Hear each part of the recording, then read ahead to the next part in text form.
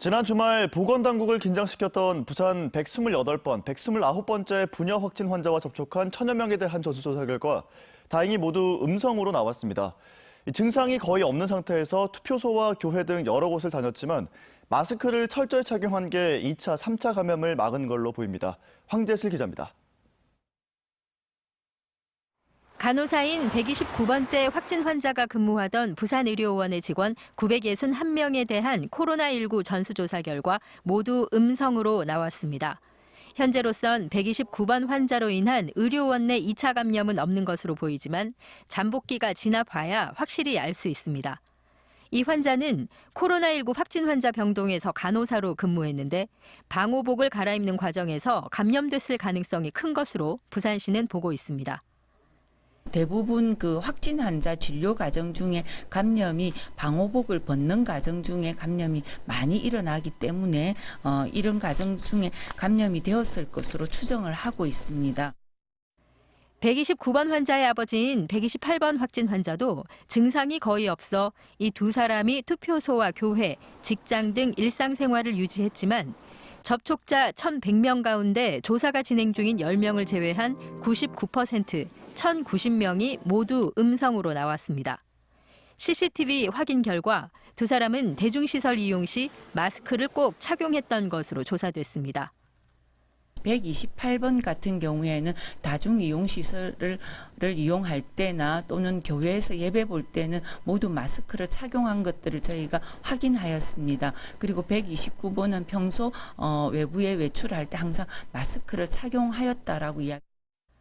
한편 지난 2월 22일과 25일 확진 판정을 받은 6번, 45번 환자는 바이러스 양성 반응이 계속 나와 2달째 퇴원하지 못하고 있습니다. MBC 뉴스 황재실입니다. 어제 오후 5시쯤 강서구 대저동의 한 제약업체 창고에서 불이 나 4시간여 만인 밤 9시 진화가 완료됐습니다.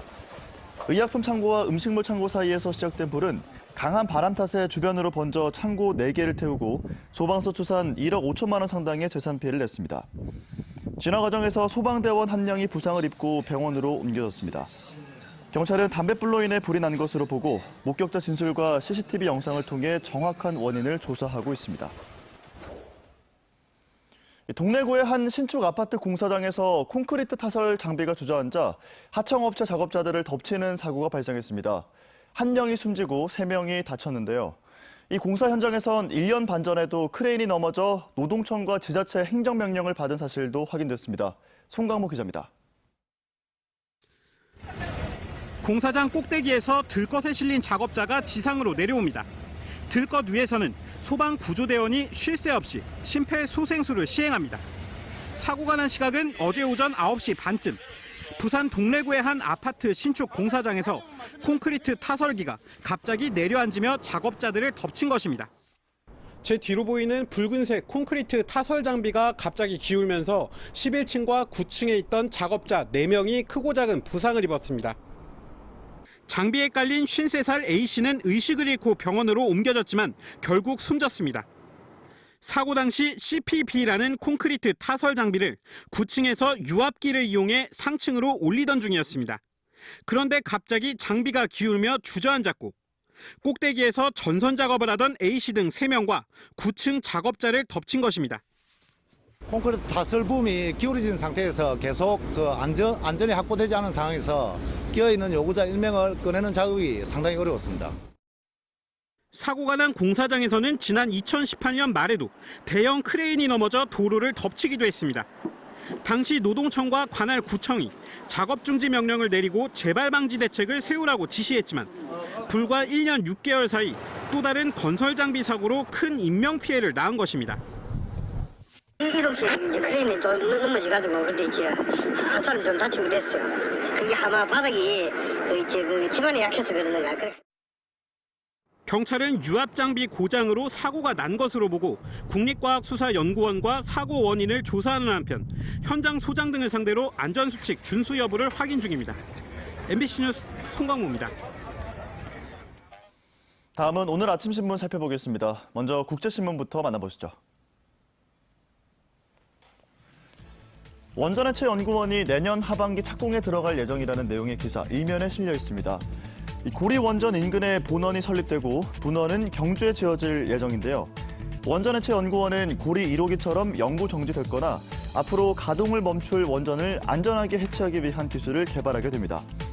산업부가 목표로 정한 설립 시기는 2023년으로 내년 하반기부터 본격 공사에 들어가 540조 원의 시장을 선점하겠다는 목표입니다. 다음 기사입니다. 코로나19 여파로 5월 축제도 줄줄이 연기되거나 취소됐습니다. 사회적 거리 두기가 연장되면서 각 지자체들도 대형 행사를 열기에는 아직 시기상조라는 의견인데요. 해운대구는 대표 축제인 해운대 해수욕장 모래축제를 연기하기로 했고 원도심 역시 다음 달 16일부터 이틀 동안 예정됐던 원도심 골목축제를 연기했습니다. 매년 시내 전역을 떠들썩하게 했던 어린이날 행사 역시 올해는 자취를 감추게 됐습니다. 다음은 부산일보입니다. 한진중공업이 새 주인을 찾게 됐다는 기사가 일면에 실려 있습니다. 한진중공업 채권은행들은 어제 오후 주주협의회를 열어 한진중공업 매각 추진 문제를 논의하고 매각하기로 결의했습니다. 이 채권은행들은 한진중공업의 인수합병에 동의하는 결의서를 주채권은행인 산업은행에 제출할 예정인데요. 한진중공업 측은 2016년 자유협약 체결 이후 자산 유동화와 조직 개편, 구조 조정 등의 자구 계획을 충실히 이행해 가시적인 실적 개선을 이뤄내며 경영 정상화의 기초를 다져왔다고 밝혔습니다. 네, 오늘 마지막 기사입니다. 부산의 수출국 1위가 미국에서 중국으로 바뀌었다는 기사가 눈에 띄는데요. 한국무역협회 부산지역본부가 발표한 2020년 3월 부산 수출입 동향 보고서에 따르면 지난달 부산 수출은 전년 동월 대비 1.1% 감소한 11억 1,066만 달러를 기록했습니다. 이 수출 감소세 배경으로 코로나19로 인한 부산 주력 산업인 자동차 산업의 부진이 지목되는데요. 업계에선 중국은 조선 기자재, 화장품 등에서 강세를 보이고 있다며 자동차 산업이 반등하지 못하면 앞으로도 계속 중국이 1위 수출국 지위를 유지할 수 있다고 설명했습니다. 지금까지 오늘 아침 신문 살펴봤습니다. 오늘은 어제보다 옷차림 따뜻하게 하고 나오셔야겠습니다. 지난 밤사이 찬바람이 불며 기온이 크게 떨어졌습니다. 오늘 아침 부산은 5.1도로 어제보다 4도가량 낮고요. 한낮에도 16도에 머물러 예년 이맘때보다 쌀쌀하겠습니다. 오늘은 어제보다 더 강한 바람이 불어 주의하셔야겠습니다. 부산과 울산, 경남 일부 지역에는 강풍주의보가 발효 중입니다. 낮부터 바람은 더 강해지기 시작해 최대 순간 풍속 초속 20m 이상의 아주 강한 돌풍이 부는 곳도 있겠습니다. 강풍주의보는 오늘 밤에 해제될 것으로 예상됩니다. 현재 위성 영상 보시면 곳곳에 구름이 지나고 있습니다. 낮 동안 하늘은 대체로 맑겠지만 어제 중국에서 발원한 황사가 북서풍을 타고 우리나라로 유입되고 있습니다. 따라서 부산은 오전에 황사가 나타날 가능성이 있겠습니다. 자세한 지역별 기온 살펴보겠습니다. 오늘 대부분 지역의 아침 기온이 5도 안팎을 보이고 있습니다. 내륙 지역들은 기온이 더 떨어졌는데요. 낮 기온 역시 어제보다 2도에서 5도가량 낮겠습니다. 한낮에 부산과 양산이 16도, 합천은 14도에 머물겠습니다. 현재 해상에는 풍랑주의보가 발효 중입니다. 물결은 동해남부 먼바다에서 최고 4m까지 높게 일겠습니다. 차고 건조한 공기가 유입되면서 대기가 다시 건조해지고 있습니다. 바람까지 강하게 부는 만큼 불씨 관리 잘해주셔야겠고요. 금요일까지 예년보다 쌀쌀한 날씨가 이어지다가 주말부터 다시 기온은 오름세를 보일 전망입니다. 날씨였습니다. 부산 지역 대학들이 올 1학기 수업을 모두 비대면 온라인 강의로 대체하기로 방침을 정했습니다. 코로나19 확산 방지 차원이라는데 이 경우 문제는 없는지 또 학생들 반응은 어떤지 알아봤습니다. 보도에 정세민 기자입니다. 부산대는 올 1학기 수업 전체를 비대면 온라인 수업으로 진행하기로 결정했습니다. 당초 오는 25일까지 해서 1학기 전체 수업으로 연장한 것입니다. 저희들 원격 시스템에 접속하는 학생들의 분포를 보면은 부산 지역, 경남 지역 합쳐서 60% 수준밖에 안 됩니다. 서울이 15% 정도입니다. 이게 완전히 저희들이 대면 수업을 진행을 하게 되면은 학생들 이동이 너무 많이 늘어나고 급격하게 코로나19가 확산될 우려도 있습니다. 부경대와 동아대, 경성대, 동서대, 한국해양대 등 대부분의 지역 대학들도 기한을 정하지 않고 온라인 수업을 무기한 연장하기로 했습니다. 코로나19의 확산 방지가 주 목적인데 온라인 수업 연장이라는 큰 방침만 결정됐을 뿐 세부적인 내용 면에서는 조정이 필요해 보입니다. 먼저 성적 처리 문제입니다. 성적 처리겠죠, 아무래도. 그래서 학생들도 공정하게 평가를 받았다는 느낌이 들어야 되고 교수 입장에서도 공정하게 평가했다는 느낌이 들어야 되는데 고민이 많습니다. 한 학기 내내 정상적인 강의가 진행되지 못하는 상황에서 등록금 처리 문제도 고민거리입니다. 등록금이라는 개념이 저희가 마땅한 서비스를 받겠다라고 하는 그에 대한 대가이기 때문에 그 대가를 저희가 이미 지불했는데 그에 대해서 마땅한 서비스를 받지 못한다면은 이제 등록금을 돌려주는 방안에 대해서도 이제 생각을 해봐야 된다라고. 또 예체능과 의예과, 이공계 등 대면 수업이나 실험 실습이 꼭 필요한 학과의 경우 어떻게 대처할지도 각 대학들의 고민거리입니다.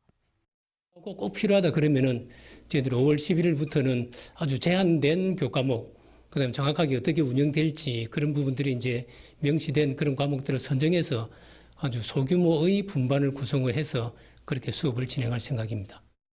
한편 지역 대학들은 코로나19 상황이 나아져 비대면 온라인 수업이 조기 종료될 경우 일주일 전에 학생들에게 공지하기로 했습니다. 성적 처리와 등록금 문제 등 민감한 사안에 대해 아직 완전한 합의가 이루어지지 않은 상태지만 지역 대학들은 코로나19 확산 저지라는 큰 틀 아래서 해법을 모색하고 있습니다. MBC 뉴스 정세민입니다. 다음은 지난 한 주간 부산 지역 경제계 소식을 정리했습니다. 경제메모 정은주 기자입니다. 코로나19 사태가 확산된 지난 3월, 부산 수출이 1년 전보다 1.1% 소폭 감소에 그친 배경에는 동광, 즉 구리의 활약이 컸습니다. 최근 10년 동안 부산 수출 주요 품목에 등장하지 않았던 동광은 지난해 6월부터 조금씩 중국을 중심으로 수출이 시작되더니 지난달에는 중국으로만 5천만 달러가 넘는 수출액을 기록하며 자동차를 제치고 부산 수출 2위 품목으로 단숨에 등장한 겁니다. 동광 수출 등에 힘입어 중국도 지난 2016년 9월 이후 3년 6개월 만에 미국을 제치고 부산의 1위 수출 국가로 자리매김했습니다. 전국 최초의 여성 근로자 우대 행복주택이 사상구 모라동에 들어섭니다. LH 부산 울산본부는 사상구 모라동에 건설 중인 행복주택 390호에 대한 신규 입주자 모집을 오는 27일 공고할 예정이라고 밝혔습니다. 모라 행복주택은 LH와 고용노동부 등이 정한 여성 근로자 우대 행복주택 6개 사업지구 중 하나로 전용 면적 50제곱미터 이하 소형 평형 위주로 구성돼 있으며 주변 시세의 최대 80% 수준의 임대료로 최대 20년까지 임대가 가능합니다. 부산은행 영업점에서도 동백전 카드 발급이 가능해지면서 노년층의 카드 발급이 급속도로 늘고 있습니다. 부산은행에서만 동백전 카드 발행이 시작된 지난 13일부터 일주일 동안 7만 2천여 개의 계좌가 발급됐는데 특히 이 중 상당수는 그동안 앱을 통한 카드 발급에 애를 먹어온 노년층인 걸로 알려졌습니다. 지금까지 동백전 가입자 수는 68만여 명으로 부산은행 발급 후 1일 가입자 수가 평소 3배 이상 증가했습니다. MBC 뉴스 정은주입니다.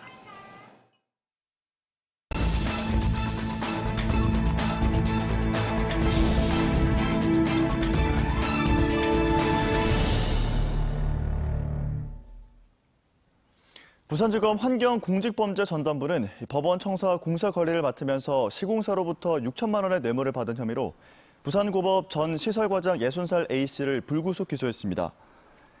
A씨는 지난 2016년 2월부터 10개월 동안 법원 신축 공사를 감독하는 시설과장을 맡으면서 시공업체 대표 61살 B씨와 현장 대리인 48살 C씨로부터 8차례에 걸쳐 6,200만 원 상당의 금품을 받은 혐의입니다. 검찰은 A씨에게 뇌물을 건넨 시공업체 대표 등 2명도 뇌물 공여 혐의로 불구속 기소했습니다. 검찰은 A씨의 혐의 사실을 확인하고 지난 1월 구속영장을 청구했지만 법원은 증거인멸과 도주 우려가 없고 방어권 보장 차원에서 2차례나 기각해 법원의 제19 감싸기를 했다는 비난이 일고 있습니다. 부산지법 형사 4단독은 유사수신 행위의 규제에 관한 법률 위반 방조 혐의로 기소된 48살 A씨에게 벌금 700만 원을 56살 B씨에게는 벌금 500만 원을 선고했습니다. A씨는 유사수신 금융업체 C홀딩스 부산지점장, B씨는 부산지점 강사로 이들은 지난 2017년 11월부터 5개월 동안 중국에서 진행할 K-팝 오디션 사업에 투자하면 회원 가입비의 3배 이상을 주겠다고 속여 472차례에 걸쳐 18억 4천여만 원의 투자금을 받은 혐의로 기소됐습니다. 강풍으로 인해 부산 곳곳에서 피해 신고가 잇따랐습니다. 어제 저녁 7시 10분쯤 중구 대청사거리 인근에서 병원 간판이 강풍에 흔들린다는 신고가 접수돼 소방당국이 긴급 보수 작업에 나섰습니다.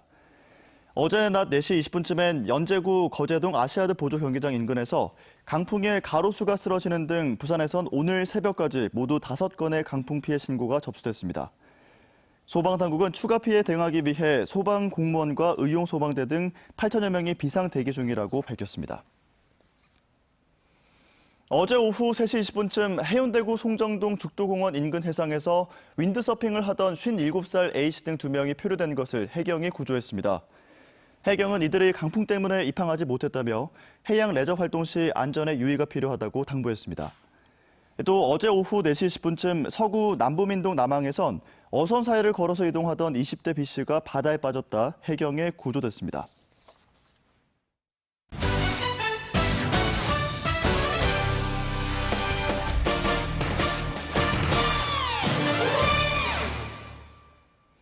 프로야구 정규 시즌 개막일이 3차례 연기된 끝에 다음 달 5일로 확정됐습니다. 어제 드디어 팀 간 첫 연습 경기를 가진 롯데는 이번 4번의 연습 경기를 통해 실전 감각 끌어올리기에 총력을 다할 계획입니다. 류재민 기자입니다. 코로나19로 중단됐던 한국 프로야구 공식 일정이 드디어 다시 시작됐습니다. KBO가 올 시즌 프로야구 개막일을 다음 달 5일로 확정한 겁니다. 타 팀과의 연습 경기도 어제부터 허용됐습니다. 그동안 구단 자체 청백전만 진행해왔던 롯데자이언츠는 NC 다이노스를 맞아 코로나19 이후 첫 연습 경기를 가졌습니다.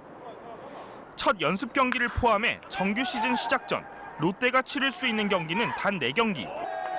부족한 시간이지만 이 기간 동안 실전 감각을 끌어올려야 합니다.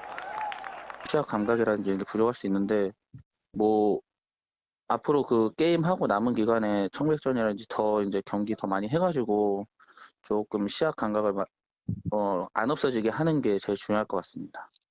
정규 시즌 개막일까지 확정된 가운데 선수들과 팬들도 이젠 새로운 방식에 적응해야 할 것으로 보입니다. 이번 연습 경기부터 정규 시즌에도 당분간 무관중은 물론 그라운드와 선수단 대기 구역인 더그아웃을 제외하곤 무조건 마스크를 착용해야 합니다. 또 경기 중 침을 뱉거나 맨손 접촉도 자제해야 합니다.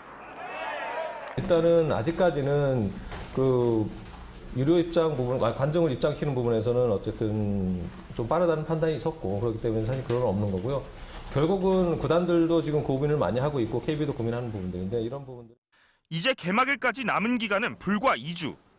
롯데는 내일과 모레 사직 야구장에서 각각 삼성과 NC를 불러 야간 경기를 치른 뒤 오는 27일 대구 라이온스 파크에서 오후 2시 삼성과 마지막 연습 경기를 갖고 다음 달 5일 KT와 수원에서 대망의 정규 시즌 개막전을 치릅니다. MBC 뉴스 류재민입니다. 프로야구 롯데자이언츠가 NC 다이노스와 가진 2020 KBO 리그 연습 경기에서 8대0 승리를 거뒀습니다. 롯데는 어제 창원에서 열린 경기에서 선발로 나선 서준원이 5이닝 동안 NC 타선을 1안타 무실점으로 막았습니다.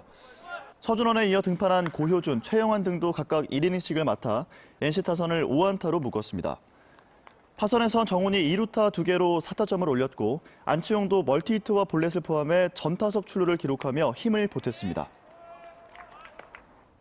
부산 MBC 시청자위원회는 어제 회의에서 향후 부산 MBC 보도가 코로나19 사태 이후를 대비한 지역 소상공인 지원과 보건 시스템 개선 방안에 집중해 줄 것을 당부했습니다. 시청자위원회는 코로나19 사태로 지역산업 전반에 걸쳐 일자리 감소가 두드러지고 있다며 특히 관광 마이스 산업 활성화에 관심을 가져야 한다고 강조했습니다. 이와 함께 부산 MBC 총선 보도와 관련해서는 재산 검증과 공약 검증 보도, 유튜브 총선 방송이 큰 호응을 얻었지만 거대 양당 중심의 보도가 아쉬웠다고 지적했습니다. 중구에서도 모든 구민을 대상으로 재난 긴급 생활 지원금을 지급할 계획입니다.